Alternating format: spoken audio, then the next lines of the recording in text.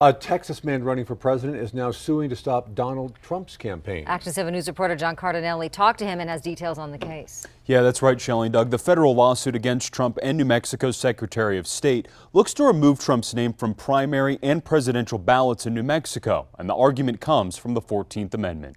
Meet John Anthony Castro. I'm a 2024 Republican presidential candidate. He filed this 40-page federal lawsuit centered around removing Donald Trump's name from New Mexico ballots. I am a true constitutional conservative. I believe in enforcing and upholding every provision of the Constitution, even the ones that seem unfavorable to our side. Castro's case centers around the United States Constitution. When I read Section 3 of the 14th Amendment, and I came to that conclusion of like, oh, wow, this actually definitely applies to what happened on January 6, 2021. That section of the 14th Amendment bars any person from office who took an oath to uphold the Constitution, but later engaged in an act of insurrection against the country. This goes back to the Civil War, when the Union, the victors in the Civil War, were saying that Southern politicians who rebelled against the U.S.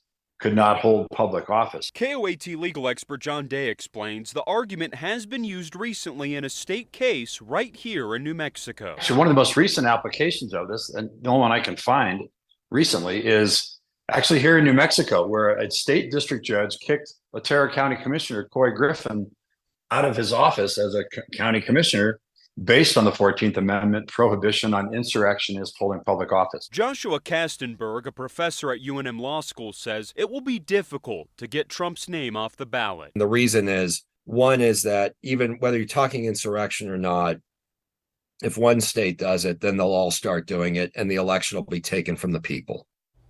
Castro has filed at least 16 federal cases in other states to try and remove Trump from the ballot. I'm John Cardinelli reporting KOAT Action 7 News. We reached out to New Mexico Secretary of State Maggie Toulouse-Oliver. Her office sent us a statement saying, in part, unless a court tells us to do something before filing day in 2024, if Donald Trump files in New Mexico to run for president, we will make a determination at that time based on our understanding of New Mexico law and the requirements to run for office in New Mexico.